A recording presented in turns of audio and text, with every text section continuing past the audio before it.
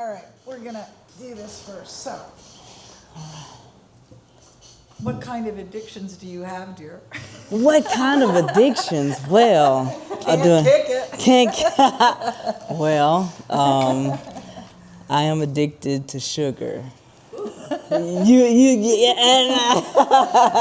No, I would say I'm addicted to curiosity, creativity, and a passion for expression. So tell us about your film. How did you put that? What made you put that concept together, and how did it come about? Yeah, so backtracking a little bit, I started out in film or doing short films maybe like, I think it was about 3 years ago. And it kind of fizzled out because I wasn't seeing immediate, results. So I was like, well, what am I doing? So I stopped it to, pursue other things. Then I got into this year I was in a musical, the Color Purple musical. I played okay. Sophia. Cool. And so I was like, you know what? So you sing too? I do. I do. thought so. All right. Yeah. So I was like, you know what? Let me try this again. And I was like, I need to get my juices flowing. And so I was like, let me practice. And I was like, so what do I have on hand that I can use to just, put something together real quick that's creative, that, has something to it. And so I was like, you know what? I got these cigarettes. I got this lighter. Got my Osmo Pocket 3. Let's do something. And so I just came up with a concept and just shot it and edited it. And Where was it shot? That was an interesting house. yeah, so it was in my backyard, in my parents' backyard. Your parents' backyard. Yes. Okay. Yes. So how many other shorts have you done?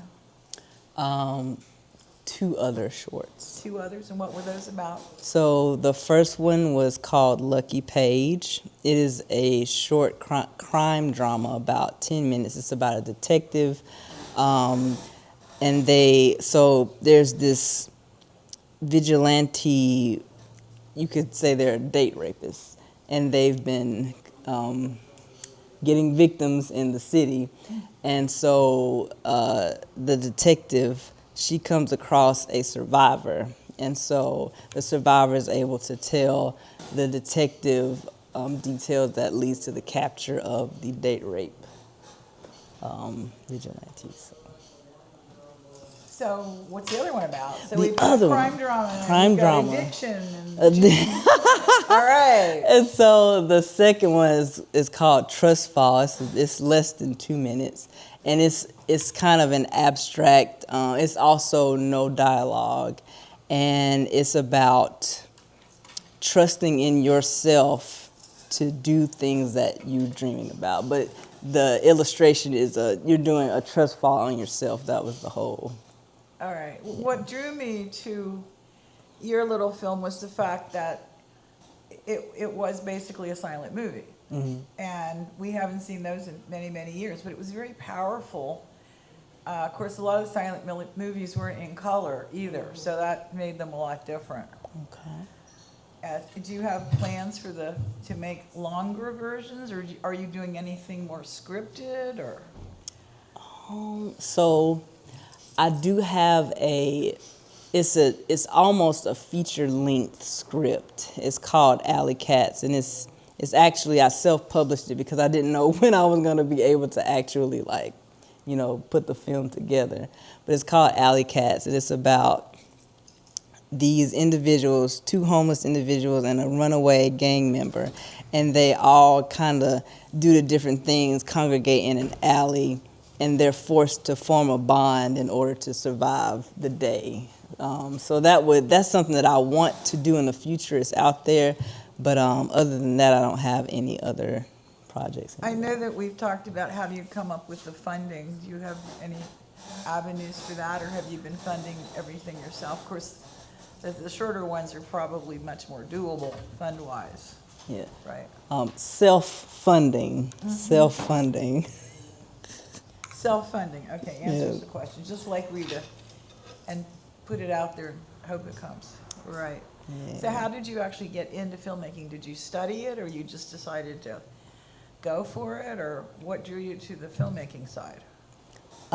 So I grew up with, so my dad, he has a photography business. Okay. And so I grew up filming stuff with him, and then kind of it just started that I was like, I want to try some other things, film photography.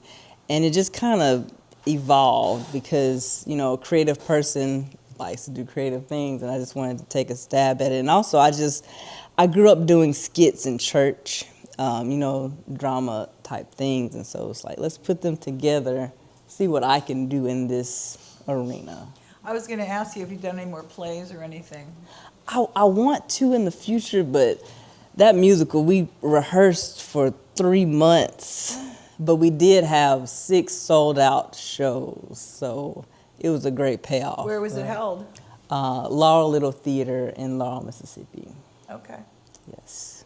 Well, that's good to know. And you're going to go after any, when you sing, what's your favorite music?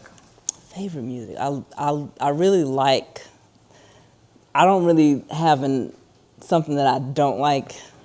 I like all genres, but if I have to pick,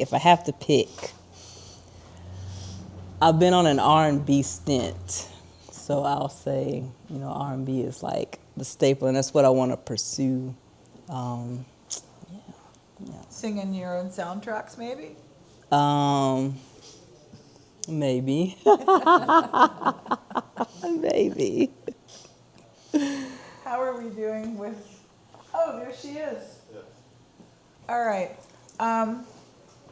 So I want to talk a little bit about how Film Freeway works and what you think about it. We discussed this a little bit at the bar. We haven't, how we find, and both of these are examples of using Film Freeway, how it works and why it's important that filmmakers know about it.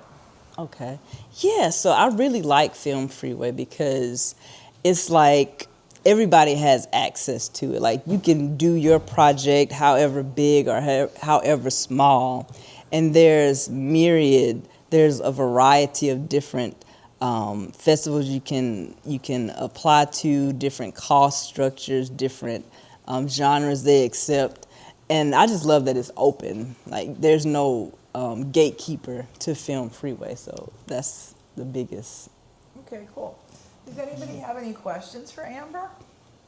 Yes, Yeah, Henry. So, when I watched her 2 Minute, I looked at the cigarette, and then I looked at the words after the thing was over.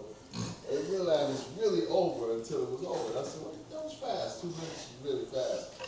And my question to you is what was the process in making you decide to use just a cigarette? And you sitting there flicking the lighter. What was the process?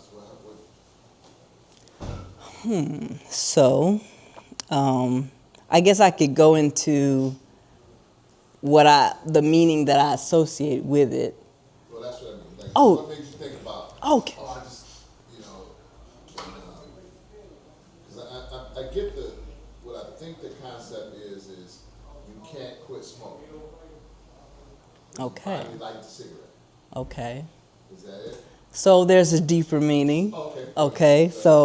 So the meaning of it is, so it's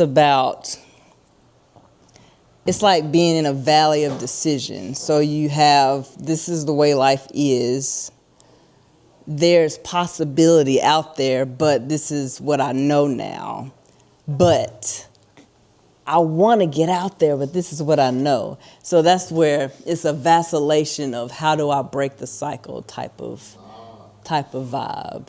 Yeah. I was totally wondering about that. Like, Yeah. what it's mean, because it made me think, like, first I thought it was like the total thing was about smoking or not smoking, right?